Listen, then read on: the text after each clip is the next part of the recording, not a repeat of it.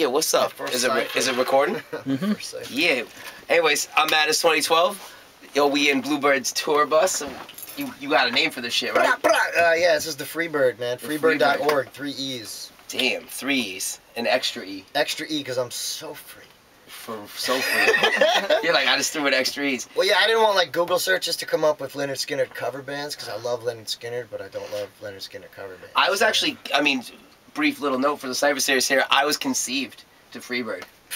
Like I was like, Mom, why are you telling me this? But then I realized that that's some good shit. Like I could have been conceived to like a 2-minute song. True. That's some long ass shit. My dad probably like lasted at least to the guitar solo. I'm proud of your dad. I'm proud of my dad too. I'm proud of my dad. Yo, yeah. It's like Stairway to Heaven. I mean, at least he lasted for a while, right? Like, I'm like your dad. Nowadays our songs are so fast. Yeah, you can't even be conceived to one song. Yeah, the men don't last like they You're like, I was conceived to the whole Drake album. Like it was 20 minutes.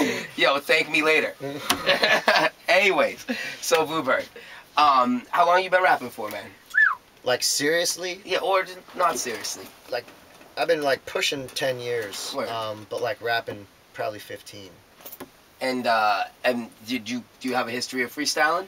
Yeah. Interestingly enough, though, like when I first started, I could not freestyle. My first performances were actually just like kind of rhyming over my friend's drum and bass tracks on stage. Okay, because you're from Florida and stuff, I'm from Florida, yeah. But I used to actually, like, we're going back a long time. When I was in college, I used to run an open mic. And we used to have, like, 4 turntables. It was in this little place, like a little pub across from the University of Central Florida.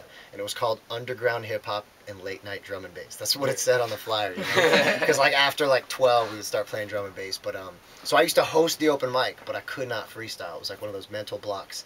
And I was so, like, into it that I would write like 2 new raps every week just so I wouldn't be kicking the same shit every week, you know, because I was the host, so I had to kind of like be there rapping and be in the midst and kind of run the open mic, you know. So I never could freestyle. My first freestyle ever was on stage with this band called the Nature Kids. It was a rap rock band that I used to perform with. It was like the guys I did my first tour with, and this guy 2 Real T, or They're Alone, however you wanna take his name. He pushed me to freestyle on stage, and that was like the first time I ever freestyled. And it was during the same time I used to play shows with these guys and do this open mic, so after that I was just like open. It just took like me being in front of people and being pressured to do it. So was there like a cypher culture where you're from? Because like I know where I was from in the early 90s in Boston, like we literally would just go to shows to like rap outside the shows. No, there was not. There was not. And the scene, like the scene in Orlando, just wasn't there. Well, I mean, we are mentioning. I'm sorry for making fun of Orlando, but we are mentioning Orlando in that. Yeah, but I mean, you know, it's changed since then. I'm talking like '97. Word. You know, like there wasn't like tours would not. I have a funny story about you. They would stop in Atlanta. Tours would not come south. You know, I stopped at. I played a show in Charlotte, right? And on the wall in Charlotte. Milestone? Yeah. Oh, Hungry Duck. Yeah. They had a picture of you on the wall, man. There's a picture of you, like, all rapping. I was like, who's this dude, Bluebird? And then, like my buddy Passage told me about you and stuff. I felt like a king because I was framed on the 8x10 hip-hop wall and immortalized in Charlotte. I saw that shit. I was all like, yo, this dude's doing his thing. I was trying. He was doing your thing. But so, do you remember the first time you got to see a cypher? Like, or you got to be a part of a cypher? Like a real, like, rap old school cypher? Definitely. I mean, it was at this open mic night that I spoke of. You know, like kids in high school would just kind of like stand around, but I didn't really feel it as like a cypher. Like this was like nights we would get into it. You know, like people would come just to rap.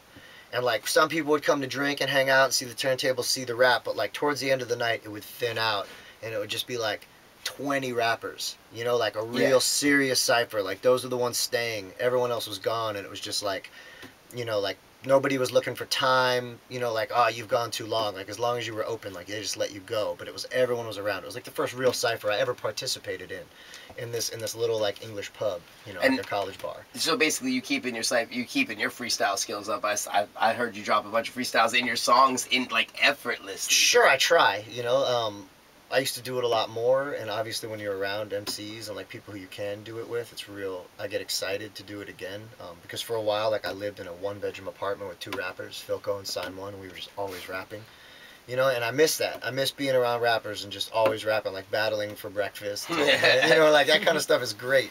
And I miss that in my life, but you know, you got to stay sharp. Outright likes to do call responses for breakfast when he's at his coffee shop. Yeah. He's like, when I say friends, y'all say toast. And like he does it all the time. He'll be sitting back in like the kitchen flipping pancakes and just kicking raps. He's like the best at kicking very like freestyle, like topical raps about what he's doing. Yeah. I've never seen anybody do it better than Outright. Yeah. Cooking, like making pancakes. He'll be just flipping pancakes and just be like, I want to what's see up? an awesome like hip hop cooking show where the dude just raps about what he's doing. I mean, I hate this. Like Jake the Snake did that video for Marvelous, man, and it's fucking genius. It's fucking genius, and it's a rap cooking show, and that dude can really cook. Jake the Snake, the wrestler. Yeah, Jake the Snake, the rapper. Oh, the right? rapper. He's from Boston, but he lives in New York. He Roberts, right?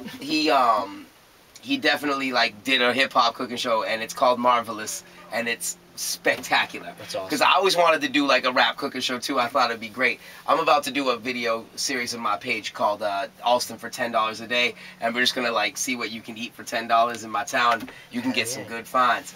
But so basically what I run the Cypher series for is to try to keep the essence alive, talk about people about where they used to freestyle, where freestyle came from for them, because like it's all different for everybody else, and we're just trying to keep the idea of just kicking freestyles alive. Sure. So with that, we're gonna end our little interview here, and I'm gonna beatbox, and you're gonna rock it. I have a feeling you're gonna kill it too, because you can rap real fast. I can beatbox good. I'll try. I'm kind of like, a lot of times I get held back because the rappers are all like, they want me to be like.